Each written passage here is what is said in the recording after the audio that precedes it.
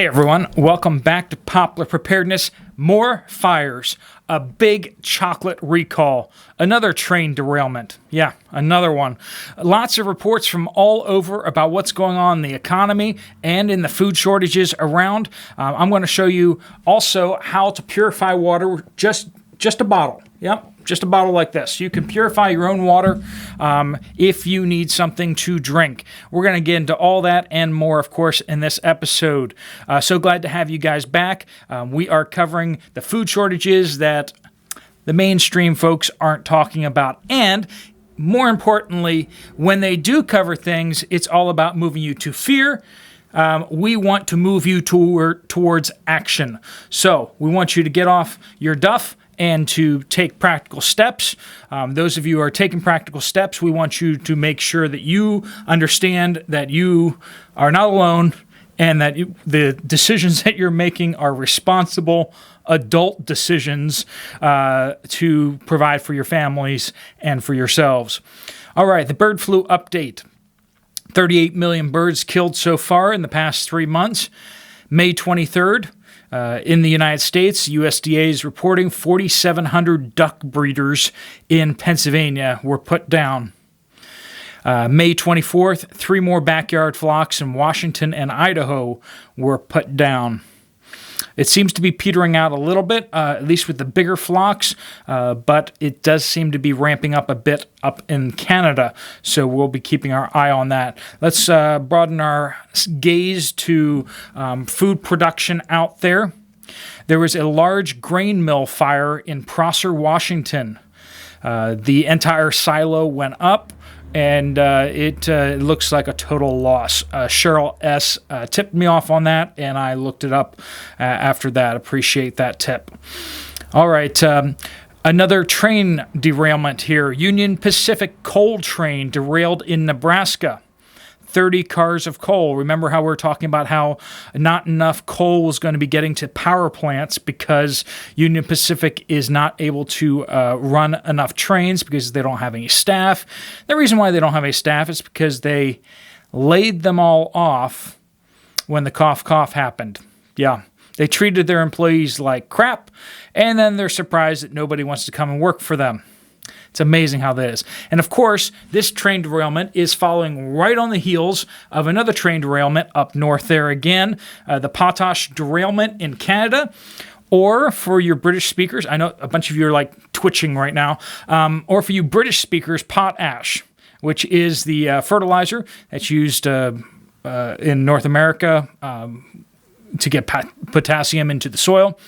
I got 30 plus comments from y'all trying to explain to me the British pronunciation of the word when I had, crazily enough, used the American pronunciation.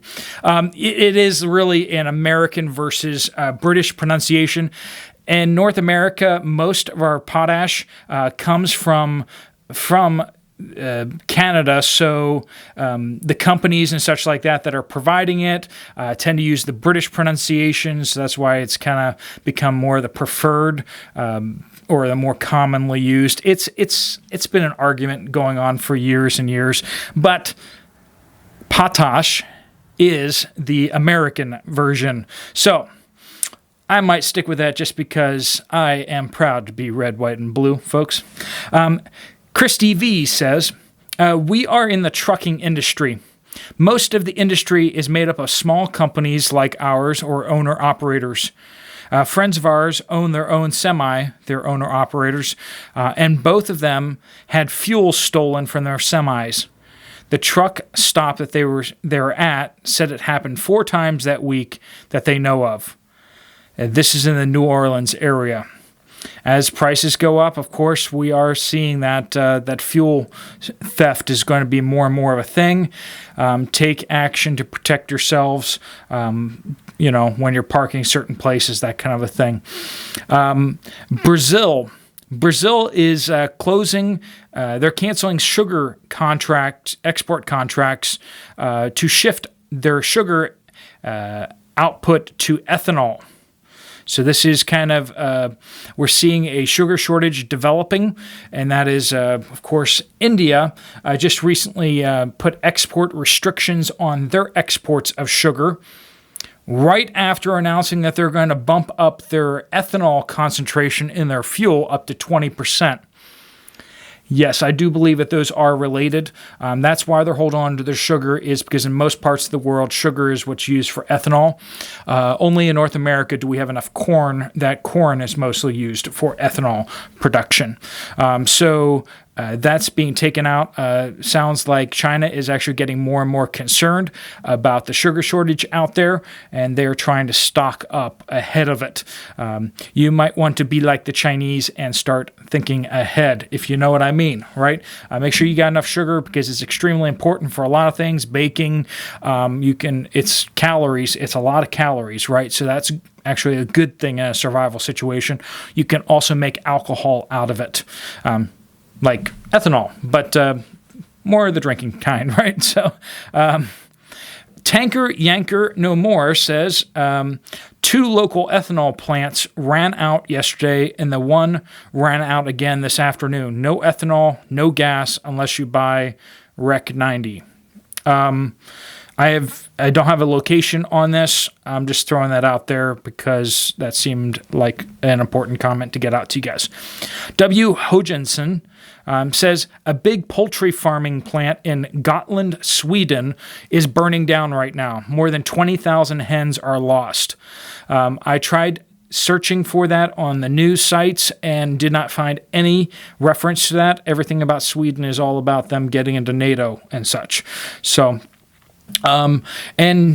hopefully you guys are getting a lot out of these reports. We got some more reports coming in, so this is just a quick sidebar here. We have been noticing a noticeable drop in reports from you guys on empty spaces on shelves, and also what you're seeing and hearing in industry news.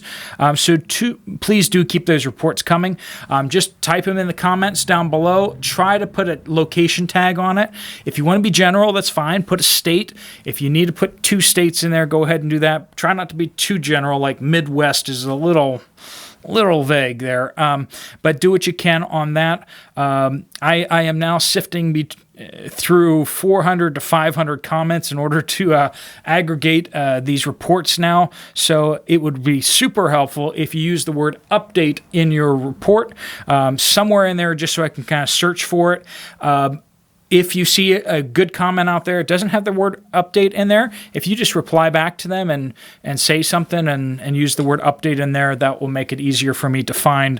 I appreciate your help in that. It will save me a lot of time. I'm spending somewhere between 4 to 5 hours now to put together one of these reports. So I love doing it, and I feel like I'm really making a difference in the community and helping out thousands and thousands of people. So I will continue to do that. But I can do this because it's not tax season, so we'll see how things go ahead. If you'd like to support what I'm doing here at no cost to yourself, there is always a link down in the description down below for Amazon affiliate. If you click on that link, you will enter into Amazon, and anything you buy on Amazon in that session will count as a referral from me, and I'll get a little bit of an income off that. It does not cost you any more to do that, but you can always do that. If you're already going to buy something on Amazon, that really does help out the channel here.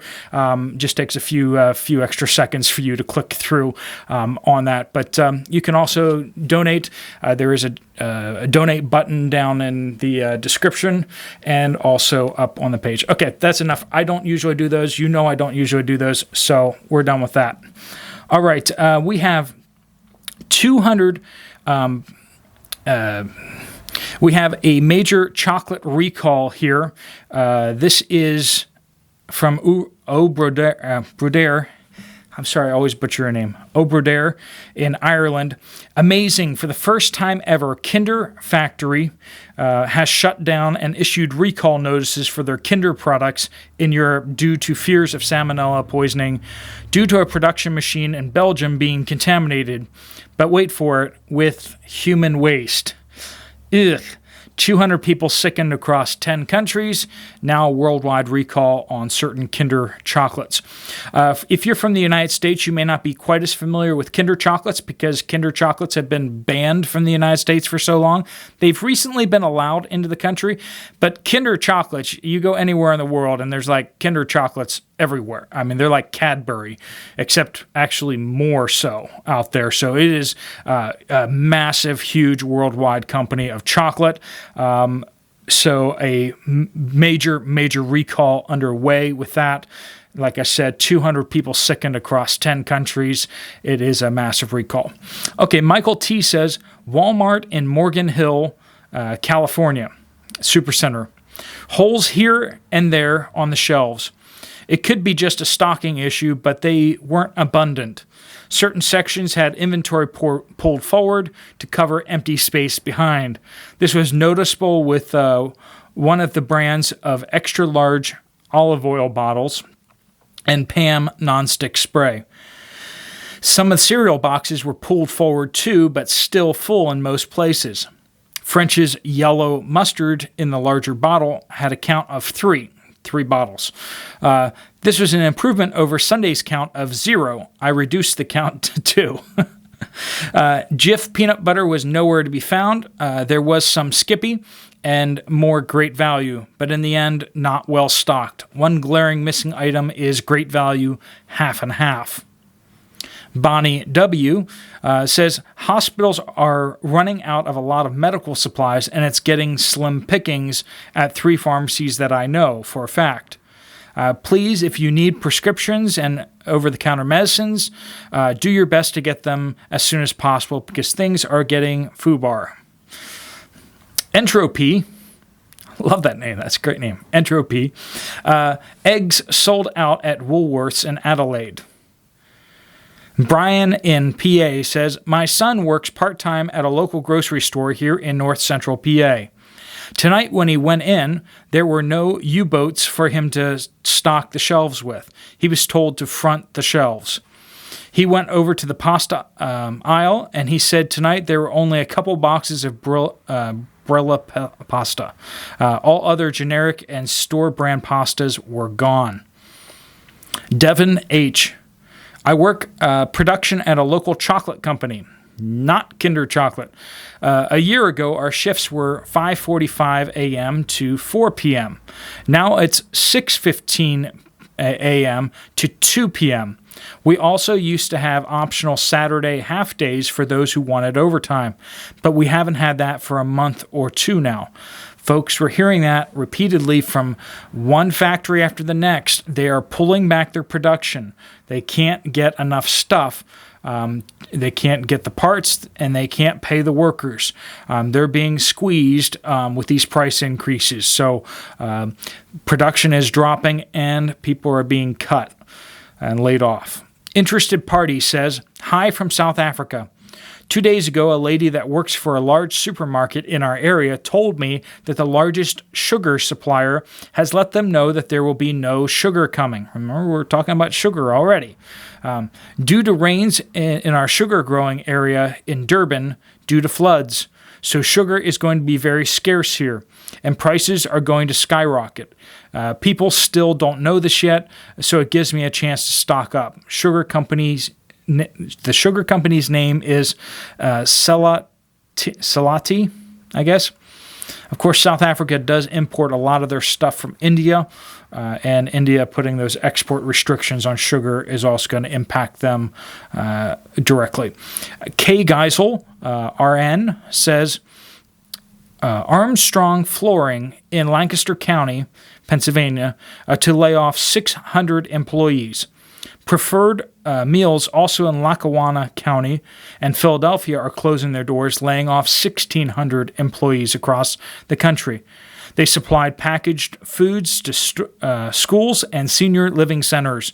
The layoffs are starting, and fast. Folks, make sure that you are thinking through where you're working, how stable you are where you're working. If not, you might want to start floating some resumes out there. It doesn't hurt, right? Elizabeth P. I'm in the UK, and every time I go shopping, the shelves are more and more empty. More people must be noticing. I think it is a tipping point here. We are only a short time away from real panic buying. They were spreading things along the shelves, but now it's got past that point now. Oil is almost gone, cooking oil, speaking of. I've also noticed a lot of frozen stuff, especially potato products, are really low. Lots of gaps in the tin aisle, not looking good at all. Folks, we saw what happened when the peanut butter recall happened. How quickly did that spread to all the other peanut butter products in a lot of these places? Just FYI, if you are looking for peanut butter, I have actually seen peanut butter at Aldi's. So if you need peanut butter, you might want to go over to Aldi. I'm not sure if that will work everywhere, but it would work here in Pittsburgh right now. N2G lock 1. You know, my favorite lock is 19, of course, but watching what I'm saying. I live in a suburb just outside of Los Angeles. Today I went to Taco Bell to grab lunch and noticed a sign next to the drive-thru speaker. It read, "Due to delivery driver issues, we may not have the ingredients to make the item you order." I took a pic of the sign and sent it to a friend who lives about 20 miles west. He said that he went to Taco Bell yesterday and they had no tomatoes. Another thing here, too, that I've noticed is that many restaurants have either downsized their menus or they've modified their operating hours. I live in a city of 120,000, and several restaurants here have switched to only offering breakfast and lunch, no dinner. All right, and our self-reliance tip of the day, folks, we were talking about how to capture water before using buckets and umbrellas or buckets and plastic tarps, or using rainwater catchment systems. I'm going to talk to you about purifying that water now.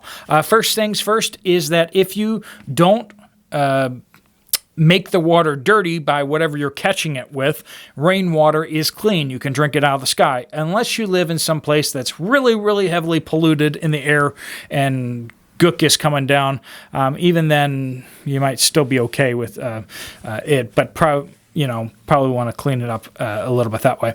But okay, so a water bottle, this is a soda bottle right here, but you can use other clear bottles. You want a clear bottle because what we're going to be doing is actually using UV radiation to kill any bugs in here. What we're trying to purify from are several things. The first thing is viruses, bacteria, and other little microorganism bugs, okay? That's what we're going to be looking at mostly here. You may also need to deal with chemicals. Chemicals cannot be dealt with by most filters unless they are like activated charcoal, but then you're going to burn out that filter relatively quickly. They'll stop being effective because they can only absorb so much. Chemicals are really hard to get out. You probably just don't want to use that water source that's going to give you chemicals in there. I had previously mentioned using shingles, asphalt shingles to go into your rainwater catchment system is not optimal, but the amount of chemicals that you're probably going to get in the water is probably going to be relatively minimal, so take that with a grain of salt. I'd prefer to use another option if I can, but in a pinch, I could use that if necessary. All right, so the first thing you're going to want to do is take out the debris. So get your cap off here, and you got your water somewhere else. Put a piece of cloth over here, like just the corner of your shirt, or a handkerchief if you have one, a clean handkerchief, please, or just a piece of cloth. Put the cloth over there and pour the water into the bottle through that cloth. That will get rid of the most egregious gook in there. You want clear water particularly for this. But get it as clean, get as much garbage out of it as you can. Once you get the water in here, look through it. Is it clear? If it's not clear, what you're going to do is you're just going to want to set it there and walk away, okay?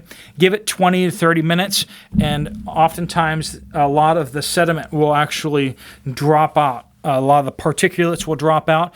Other stuff will stay floating. At that point, you can then skim off by pouring it off the top, and then you can get at the water that's clear by pouring into another container and then dumping this out and rinsing it out real fast.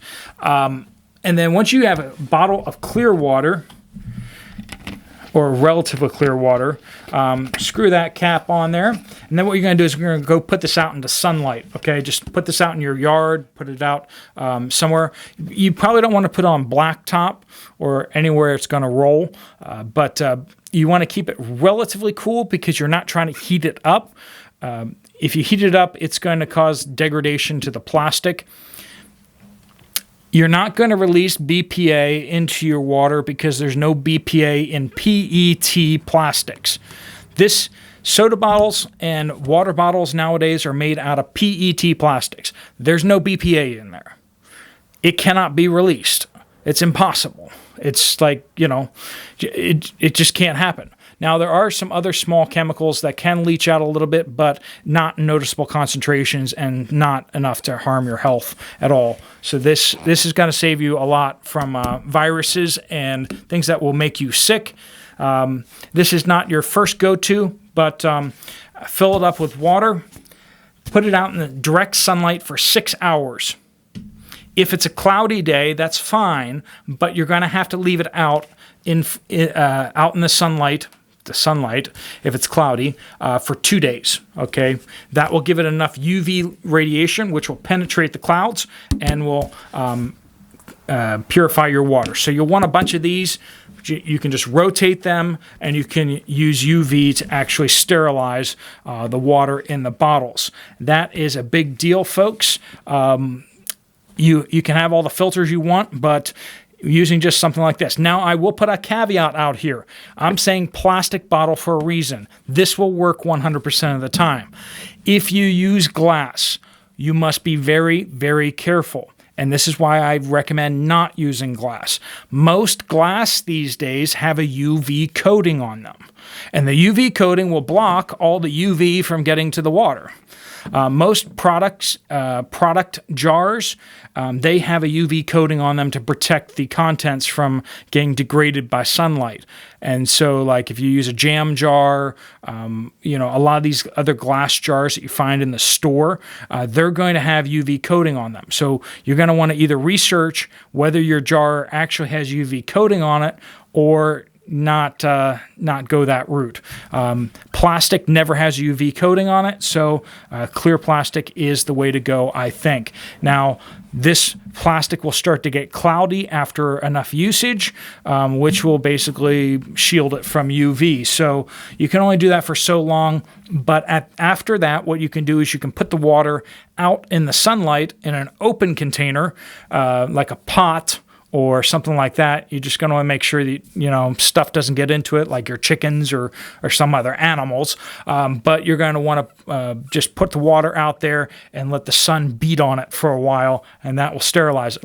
Also, you can apply this to the fact that if you're near a stream where the water is flowing clearly and quickly, and it's going through the sunlight, right? And a lot of that stream or river is out in the sunlight, it is actually being sterilized by the sun. So you can actually drink out of that usually. When I was backpacking on the Appalachian Trail, I hardly ever filtered my water. I would just drink out of the streams. I would drink out of the springs. If the water looked shady, then I'd nuke it with iodine tablets. But other than that, I'd say about 95 to 98% of the time, I was drinking water straight out of the springs and streams, and I never got sick from Giardia. Now, overseas, I've gotten Giardia tons of times, and the treatment then is Pepto-Bismol tablets. That does actually kill Giardia in your track. You'll want to look into that if you want that. All right, folks, that's what I got for you. Here's another video that you might want to check out.